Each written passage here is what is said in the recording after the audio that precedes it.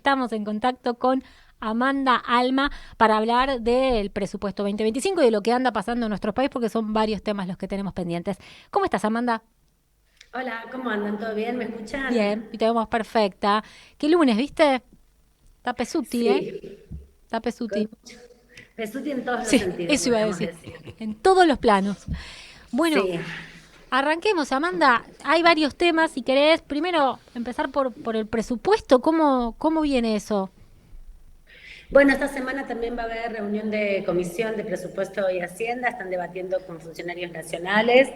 En la jornada de mañana va a haber también un nuevo encuentro para ir avanzando. Estuvieron ya algunos de los funcionarios más importantes. No estuvo el ministro de Economía, es un reclamo que sigue haciendo la oposición respecto a la importancia y el rol que tiene que tener Caputo en la defensa del presupuesto 2025, si bien está firmado y fue presentado por el propio presidente de la Nación en un hecho bastante inédito en la historia argentina, que fuera al Congreso el presidente a dar el mensaje. Hay toda una dimensión técnica que tiene el presupuesto que debería ser defendida por el ministro de Economía. No va a ser el caso, Caputo no quiere ir al Congreso, la última vez que fue, en el año 2017, tuvo un intercambio con, en ese momento, Gabriela Cerruti, que era diputada nacional, antes de ser vocera del presidente Alberto Fernández, donde de hecho Caputo, lo que recordamos de ese momento, que estaban hablando del endeudamiento externo, fue cuando él tomó la deuda a 100 años y también cuando, como secretario de Finanzas en ese momento, había ido a cerrar con el Fondo Monetario Internacional el ingreso nuevamente de Argentina al endeudamiento serial con ese organismo. Le había entregado a Cerruti una notita que ella después la mostró a la prensa, que le pedía que por las hijas no fuera dura con él en el intercambio que tenían en ese momento en el contexto del análisis del endeudamiento externo. Así que desde ese momento, en 2017, hasta ahora con un rol más protagónico incluso que en aquel entonces, en el gobierno de Javier Milei como ministro de Economía, no quiere venir al Congreso, no quiere que los diputados le pregunten nada, ni someterse a ser expuesto, en definitiva, cuál es su plan de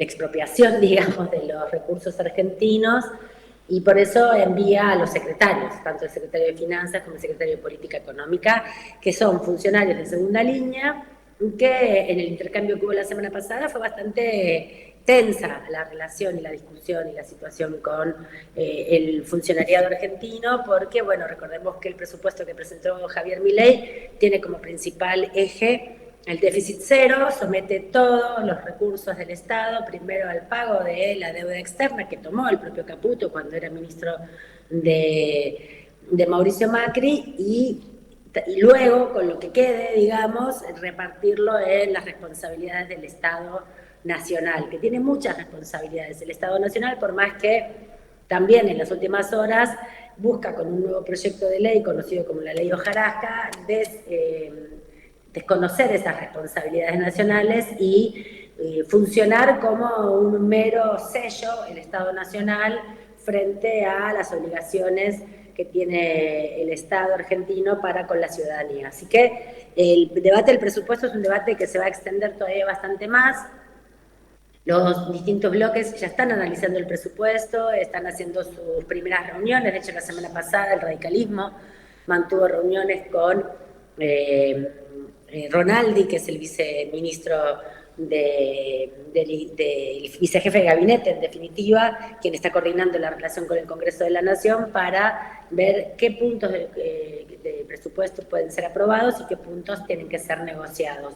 Un presupuesto muy distinto al que conocemos históricamente, donde lo que tiene como central el presupuesto no solamente es el dinero que se destina para la sostenibilidad de las instituciones propias del Estado Nacional, como los ministerios, como el judicial, como el poder legislativo, que son poderes que representan un porcentaje mínimo dentro del presupuesto, sino también las expectativas del crecimiento, las expectativas del dólar, las expectativas también de la inflación como variables fundamentales. Este presupuesto, después de muchos años, tiene como principal variable el pago del endeudamiento externo frente a las necesidades propias que tiene el Estado argentino para el desarrollo del crecimiento, podríamos decir. Así que es una perspectiva bastante compleja la que se desata en las próximas horas y también atravesado por otras discusiones, ¿no? Como decíamos, discusiones propias del Congreso de la Nación, que veremos si llegan finalmente al recinto, pero que son los elementos de negociación que tienen los diferentes bloques para poder acompañar o no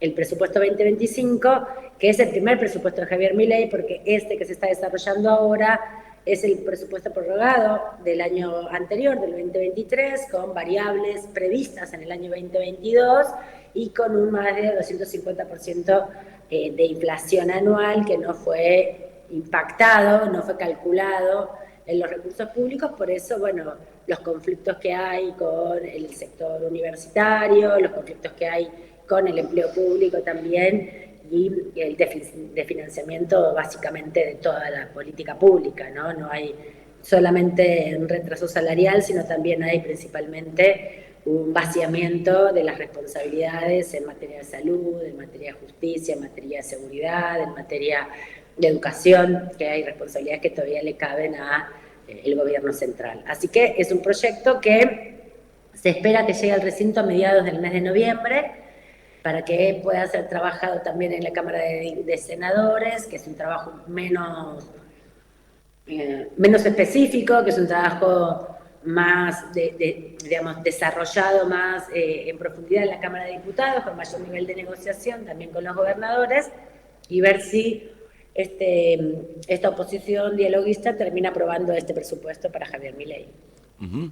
Y justamente a ese punto en el que terminás quiero retomar, mucho se dijo, bueno, milanesa más o menos, de los acuerdos de Macri y del macrismo, podemos decir, en relación a que continúen con el apoyo en términos legislativos, y esta última de aprobar el veto en relación al financiamiento universitario, dejaron trascender como que esta es la última.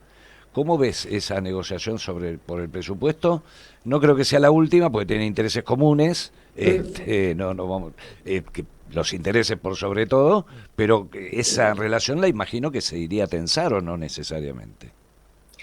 Mira, en general desde la oposición dialoguista lo que plantean específicamente el PRO, pero también los radicales, también la coalición cívica, también los cordobeses y los bloques provinciales, en general plantean que ellos están de acuerdo con el espíritu del presupuesto, ¿no? Que se gaste menos de lo que se recauda, que lo que se recauda es la base por la cual se pueda planificar el gasto del Estado. Así que te podría decir que son más posiciones discursivas, de negociación, estas que vos estás enumerando también, Mario, pero la actitud generalizada es de acompañamiento, porque hay una mirada común sobre el rol del Estado. Plantean todos que el Estado tiene que ser un Estado pequeño, un Estado eficaz, pero pequeño, y que esta noción que veníamos construyendo hace 200 años de un Estado nacional, que tiene subdividido provincias que son preexistentes y que esas provincias preexistentes tienen autonomía y autarquía en el funcionamiento de sus obligaciones y de su crecimiento y desarrollo, te estaría desdibujando, ¿no? Habría una idea más vinculada a los estados federales, que es diferente a los estados nacionales como el nuestro, donde los estados federales son más autónomos entre sí y que luego hay una suerte de coordinación del gobierno central. Ese es el paradigma que manejan, de hecho, desde el gobierno de Javier Milei, y también que acuerdan los partidos nacionales y los partidos opositores nacionales, excluyendo el peronismo, y a la izquierda podríamos decir que tiene una perspectiva más nacional de la Argentina, ¿no? Esta idea solidaria entre las provincias, donde algunas tienen mejores condiciones de desarrollo por su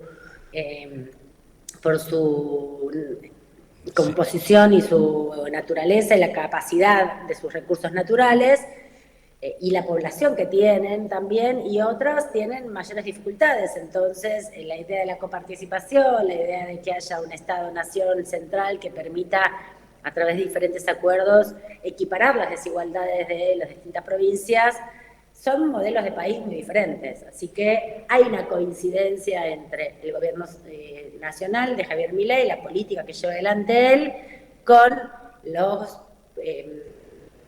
los partidos políticos y los bloques opositores dialoguistas en la Cámara de Diputados. De hecho, la ley hojarasca, que es esta ley como la ley Bases, que es una ley que deroga muchas normativas vigentes en la Argentina, que buscaban justamente equilibrar los desequilibrios que hay en la Argentina y dar igualdad de condiciones a los distintos sectores del país, viene a arrasar con ese principio, ¿no? Hay que tener en cuenta que el proyecto que lleva adelante Milei, junto con el PRO, junto con los dialoguistas, es el desmembramiento del Estado-Nación como lo conocemos, y algo más similar a lo que es la organización política de Estados Unidos, en definitiva, que son estados autónomos que tienen un gobierno central que hace la política exterior, nada más, ¿no? Las relaciones internacionales. No es lo mismo que sucede en la Argentina, que tiene otro tipo de organización política, pero que, bueno, este gobierno está destruyendo. Así que yo no veo que haya una posición realista de diferenciación entre la oposición dialoguista y el oficialismo, ¿no? Más bien hay un acompañamiento para que haga posible ese proyecto que tiene de transformar el Estado Nación Argentina en un Estado federal. Sí, de última las tensiones son por cargos más menos, por meter más gente por la ventana, no pasan por otro lado hasta que les dan un sopapo en la nuca, los encolumnan y dicen, vota esto y se acabó. Y cómo el otro día Finocchiaro, si mal no recuerdo, fue el que, bueno, se fue mucho por el lado de antes de votar con el kirchnerismo, me cortó un brazo, pero hubo, me parece, algo mucho más grave, o tanto, cuando dijo, nosotros estamos hablando de los mercados, de algún modo lo que dijo fue eso, la señal, y de hecho los mercados reaccionaron favorablemente, al veto me refiero, y era quien, Finocchiaro, en un sincericidio, de alguna manera dice, no importa cuánto es ya, esto es una señal que tenemos que dar a los mercados. Eso reacomoda la fila, sobre todo por la reacción posterior, que de verdad fue favorable, según algunos analistas. No, me parece que lo que hace es clarificar las posiciones, ¿no? Hay una disputa hace ya muchos años. Podemos decir que cuando se culmina el gobierno de Cristina Fernández de Kirchner, quedó en evidencia la contraposición de modelos políticos que, en algún sentido, las lecturas de los movimientos nacionales planteaban que el radicalismo, en una cuestión más de ambición personal de algunos personajes, de algunos referentes de la conducción del radicalismo, venían pidiendo, sosteniendo diferenciarse del kirchnerismo como una estrategia electoral. Hoy vemos que esos partidos nacionales están cooptados por quienes tienen una perspectiva diferente, ¿no? Quienes dirigen hoy el radicalismo tienen una mirada más afín al gobierno de Milei, el gobierno que también tuvo Mauricio Macri, que es un Estado reducido, ¿no? Que es que cada uno se resuelva como pueda, que haga lo que pueda con su vida, y que el Estado lo único que tiene que darte es la ciudadanía y la documentación para que vos puedas salir adelante, en definitiva, para que cada uno pueda sobrevivir. No veo que haya una discusión sobre un modelo de país donde no solamente se base en el desarrollo productivo, sino en esta idea de que todo el país salga adelante, ¿no? Si a Córdoba le va bien, no le importa cómo le va a San Luis. De hecho, tienen conflictos por el agua, por los mismos lagos, por los mismos ríos que pasan entre Mendoza, San Luis y La Pampa, y no los pueden resolver ni siquiera con la Corte Suprema de Justicia, que no da ninguna señal de ordenar esas desigualdades y esas contraposiciones que se dan incluso entre los estados provinciales. Así que me parece que sí, que hay una mirada común hoy entre la oposición dialoguista, que es solamente quienes están afuera del gobierno, porque no se oponen realmente a las perspectivas de un gobierno como el de Javier Milei, sino que están aprovechando la volada para poder avanzar en jurídicamente organizar de otro modo el Estado Nacional, ¿no? Y eso es lo más preocupante de todo, porque si uno piensa que los gobiernos duran 4 años, o como mucho 8 años, si pueden lograr la reelección, esta pretensión que tiene refundacional el gobierno de Milei lo que busca es acabar con esa tradición de que te toca gestionar dentro del marco legal de los acuerdos políticos generalizados con distintas expresiones políticas para que vos durante tu gestión puedas dar lo mejor de tu capacidad política, sino más bien una dinámica refundacional, ¿no? Terminar con la Argentina que conocemos, la Argentina de los derechos, la Argentina de la integración regional, de la integración como Estado, nación, y volver a esa idea de principios del siglo pasado, donde había un gobierno central en el puerto de Buenos Aires, que lo que hacía era gestionar la venta de los recursos económicos argentinos y productivos argentinos al exterior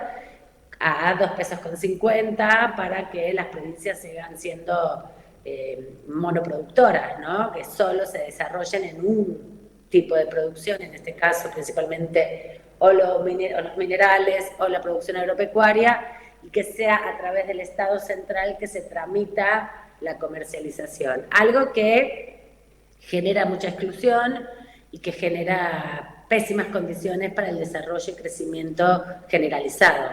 Así que sí, me parece que hay un acuerdo para avanzar en esa línea y que los matices que se presentan son solo discursivos, que en la práctica hay 100% coincidencia. Sí, y como dice un compañero, cuando se pelean se están subiendo el precio, ¿no? Es una forma de posicionarse mejor en la negociación, tal cual.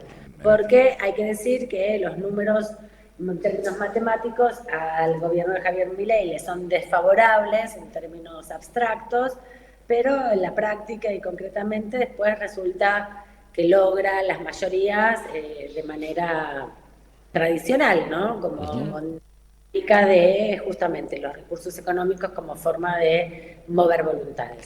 Claro, y pensaba, y voy más a tu perspectiva militante que periodista, que profesional, porque se me vino a la cabeza, ¿viste? Cuando ya vas volviendo cansado de una movilización, sí. Es decir, ponele que más o menos a mano alzada, de 10 movilizaciones, 7 u 8 son al Congreso y 2 o 3 son a la Plaza de Mayo, siendo el objeto de la bronca que está en Balcarce 50, porque en el otro se supone que hay toda una representatividad, y decía, ¿será que el pueblo en su sabiduría no le va a ir a hablar a un sordo y a alguien que lo le dé pelota?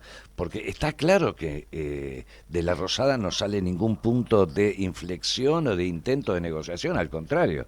Ahora en el CCK redobló la apuesta en contra de la educación pública y de las universidades en general, después de haber sufrido las movilizaciones que sufrió. ¿Será que no las sufre? Pero bueno, eso me hacía un ruidito, no sé si a vos te hace. De 10, 7 son al Congreso. Y lo que pasa es que el Congreso sigue siendo todavía un espacio visualizado por la sociedad argentina, donde en algún sentido se podría llegar a poner algún límite, se entiende mejor la división de poderes, ¿no? Porque si bien el gobierno central fue votado por 4 años, que es lo que fue el resultado electoral del año 23 y que empezó el 10 de diciembre del año pasado, es la conjunción, digamos, de un periodo de gobierno determinado. El Congreso tiene mayor variabilidad, cada 2 años puede cambiar, y se expresan ahí esta idea de que podrían aportar, mejorar o dar ciertas condiciones de receptividad de la sociedad. Vos al Congreso podés ir a y pedirle a un diputado que te atienda, a un senador, podés llevar un proyecto, podés movilizarte socialmente para que una propuesta, una iniciativa popular sea tomada por el Congreso de la Nación. En el Ejecutivo no, vos no podés llevarle un proyecto de una política pública al Gobierno Nacional. No hay un mecanismo donde se pueda generar un diálogo permanente entre el Poder Ejecutivo y la ciudadanía o el pueblo. El Poder Legislativo tiene ese rol, tiene el rol, de hecho en la Constitución del 94 está claramente marcada la iniciativa popular. Vos podés presentar con una cantidad de firmas una ley que tiene que ser estudiada por el Congreso de la Nación, y creo que la sociedad argentina, sobre todo la sociedad movilizada argentina, entiende que es donde se puede establecer un diálogo. La realidad es que termina siendo una pared, unos oídos sordos a esta demanda ciudadana, porque hay una dinámica también de excluir lo más posible el contacto entre el Palacio y la calle.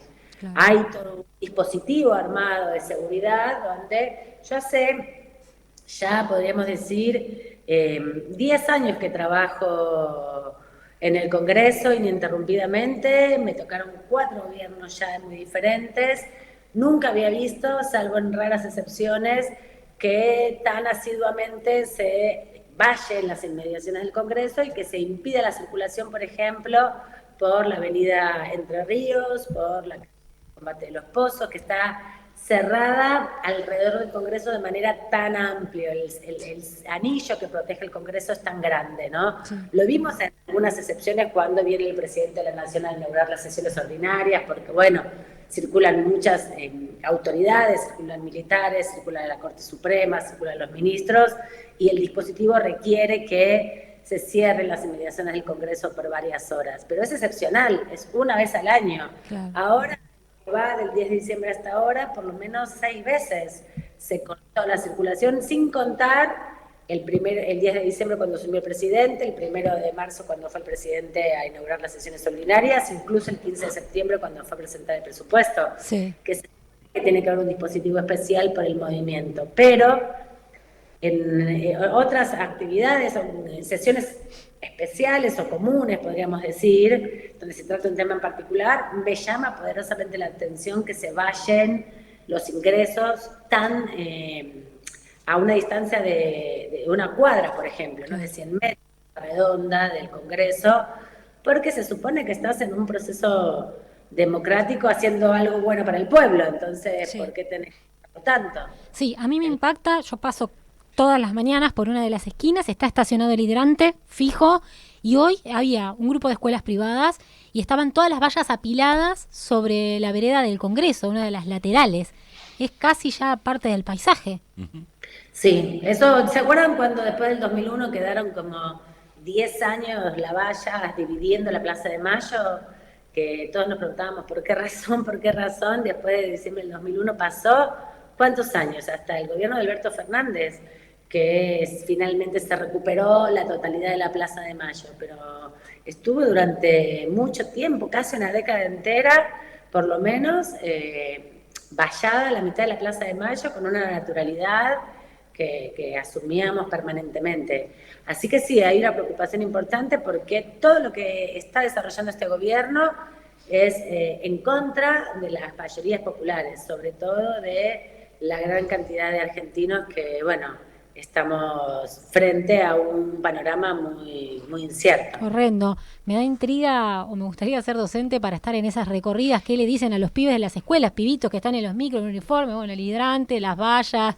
Invertir Bitcoin. ¿Qué es lo que pasa acá, no? Porque la verdad el panorama es horrendo. Un montón de canas. No, a mí me pasó la otra vez también que estaba el debate de aerolíneas y que estaban los compañeros de aerolíneas ahí en la plaza del Congreso manifestándose muy pacíficamente, y también vi la misma escena, unos chicos que salían de la escuela, que evidentemente venían de la visita guiada al Congreso y filmaban a los policías porque era muy...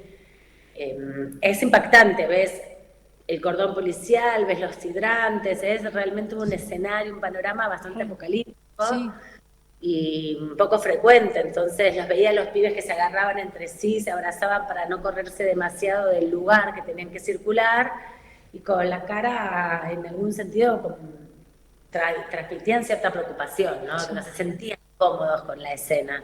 Y no era ninguna instancia represiva siquiera, era esa fotografía de los policías uno al lado del otro parados, todos parapetados con sus trajes, sus escudos, y del otro lado lo más gracioso es que estaban los trabajadores de aerolíneas con sus trajes de trabajadores, ¿no? Con sus trajes de piloto de avión, sí. Las azafatas uniformes, y era impactante. Nosotros que por ahí circulamos permanentemente y que tenemos más años, los relacionamos con otras cosas, pero me impactó mucho ver la cara de los niños, de estos pibes de 12, 15 años, y el gesto de agarrarse entre sí para que nadie pudiera estar en riesgo de que ante cualquier situación le pasara algo, ¿no? Sí. Y es increíble que los jóvenes tengan que crecer con ese contexto. Sí. que Sí. no pueden habitar la calle con naturalidad, digamos, Sí, ¿no? sí, un horror. Bueno, Amanda, como siempre, gracias por el rato. El panorama es horrendo, pero bueno, es importante saber lo que pasa. Sí, les digo un par de cositas nada más Diga. cortitas. Mañana se va a estar discutiendo, va a haber comisiones todo el día, mañana y pasado. Ya ingresó esta ley hojarasca que va a desregular cada vez más la actividad. Incluso va a ser muy perjudicial para las provincias, así que veremos cómo termina canalizándose, pero ya están los principales bloques opositores dialoguistas trabajando en qué de todo esto le van a terminar aprobando al gobierno de Javier Milei. No hay fecha para que inicie ese debate porque todavía formalmente no fue publicada por la página web de la Cámara de Diputados, pero sí ingresó, tiene sello de trámite, eso quiere decir que entró el proyecto de ley hojarasca que va a ser un inicio de tratamiento ahora y por ahí en el verano nos mantengan con todo esto, si quieren someter sin descanso al Congreso también a trabajar.